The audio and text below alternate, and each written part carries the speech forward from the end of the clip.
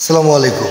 আপনারা কিছু লোক আমাকে SMS দেন, ইয়াতে এই মেসেঞ্জারে, হোয়াটসঅ্যাপে বিভিন্ন ধরনের আমাকে মেসেজ দেন যে কীভাবে অবৈধ লোক কীভাবে সৌদি আরব থেকে বাংলাদেশ যাইব। এই জন্য আমাকে অনেকগুলি SMS দিয়েছিলেন আপনারা। তাই আপনারা চলেন, আজকে আমি সব কথা বলবো কীভাবে যাইবেন। দু তিনটা ক্যাটাগরি আছে। একটা হইলো আমরা যদি টাকা খরচ করে যান, একটা হলো সরকারিভাবে যান, একটা হলো পুলিশ দ্বারা দিয়ে যান। তাই আপনার সরকারিভাবে গেলে দাঁড়িয়ে রুট গেলে এখানে আপনার বাংলাদেশ এম্বাসি আছে, এখান থেকে আপনি করতে পারবেন, আউটপাস লাগায় অবৈধ লোক বাংলাদেশে যাইতে পারবেন। এখন গ্রুপ এক্সিট হয়তো বা আকামা এক্সপিয়ার ওই জায়গা থেকে আপনি যাইতে পারবেন। সময় নিব, মাসেখানের সময় আপনি যাইতে পারবেন না। আর যদি টাকা দিয়ে যান তো বিন মিশেল ট্রাভেলস থেকে 10-15 দিন লাগবো। আর আপনার এক্সিট লাগাই দেবো, ফাইনাল এক্সিট, আপনি যাইতে পারবেন না।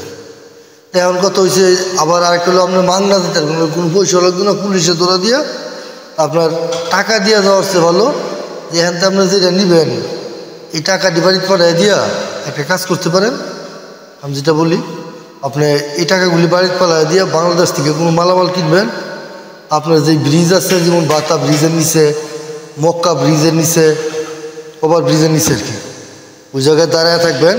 আয়া দেখবেন পুলিশ আইব, আইলে ধরা দিয়ে যাবেন যা। এটা একটা ভালো, মানে ফ্রি। আর টাকা দিয়ে যাইলে আপনার দেখা গেছে বিন মিশেলটা বলছে অনেক ভালো নির্ভরযোগ্য প্রতিষ্ঠান। এখানে আমরা অনেক কাজকাম করাই, কোনো প্রবলেম হয় না। এরা বিশ্বাস আছে এদের মধ্যে যে আপনারা টাকা দিলে অথবা আপনার এদের কাছে কাজ দিলে কোনো সমস্যা হইতো না, কারণ এরা 2 নম্বরই করেও না, 2 নম্বরের লুকও না। তার আরেকটা হলো যে বাংলাদেশ এম্বাসি থেকে যে আপনি যাইবেন ফ্রি, এটা কিন্তু মোটামুটি ধরুন একটা সময় লাগবে, 1 মাস 2 মাস সময় নিতে পারে। হ্যাঁ, এটাতে আপনারা যাইতে পারবেন একবারে ফ্রি, কোনো টাকা পয়সা লাগবে না, বিমান ভাড়া মনে হয় লাগে, যাইতে পারবেন না। তাই আমি বলি যে অবৈধ লোক টাকা না দিয়া যাওয়াই ভালো বেশি। গেলে গিয়া পুলিশ ধরা দিয়ে গেলে কোনো যাই ঝামেলা নাই, কোনো ঘুরাঘুরি নাই। 10-12 দিন জেলের ভিতরে কামাইকা আপনারা বাংলাদেশ পাঠাই দিব। এটা বাংলাদেশ এম্বাসিতে আপনার মোবাইলে ফোন হয়, অথবা ফোন হয়ে অনেক সময় মেসেজ দেয়, 2-3টা মেসেজ দেয়। 2-3টা মেসেজ দিলে এদের কাছে আপনার যাওয়া লাগে, যাইয়া আপনার তথ্যগুলি এদেরকে দেওয়া লাগে, যে তথ্য চায়, এবং আপনার মেসেজগুলি আপনি কোন দিন যাইবেন না যাইবেন সব কিছু এক্সিট পেপার এরা আপনাকে হাতে দিবে। কিন্তু আপনারা করেন কি, যে ওই জায়গায় আপনার মোবাইলটা না চেক করে ওই মোবাইলে যে মেসেজ না আসে ওই বাংলাদেশ এম্বাসির দোষ দিয়া বসে থাকেন, যে এম্বাসিতে কলও দেয় না, আমরা যাইতে দিও না, এই বিভিন্ন সমস্যা দেখান। কিন্তু আসলে এটা বোকামি করা। কিসের জন্য বোকামি করা বুঝতে পারছেন?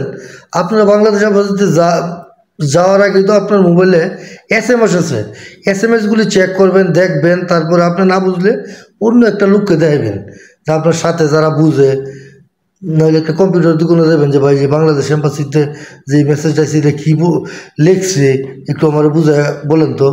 আর নয়তো আপনার মোবাইলে গুগলের ভিতরে যা ইংলিশ লেখা হোক অথবা আরবি লেখা হোক, এটা আপনি বাংলা করে সব কিছু করতে পারেন। কিন্তু আমরা যদি কোনো কিছু না করে ওই বাংলাদেশ এম্বাসি দোষ দেন, এটা তো মানুষের কিছু না। বাংলাদেশ এম্বাসিতে আপনি যদি অবৈধ হন, আপনার ইকামা এক্সপায়ার, হুরুপ মারা, এক্সিট মারা, বিভিন্ন সমস্যায় থাকেন, এরা কিন্তু আমাদের সেবা দেওয়ার জন্য এরা এখানে বসে রয়েছে। আমরা কিন্তু তাদের কাছে যাই করি কি, যখন যে এই একটু দেরি হয় তখন আশাবাদ দিয়ে টাকা টোকা দিয়ে বাংলাদেশ চলে যায়, আর নয়তো রুডে ঘাটে গিয়ে ঘুমাই, বাংলাদেশ এম্বাসির দোষ দিই। এটা কিন্তু বাংলাদেশ এম্বাসির কোনো দোষ নাই, এতে দোষটা হলো আমার আপনার। কী করে আমরা না খোঁজ নিয়ে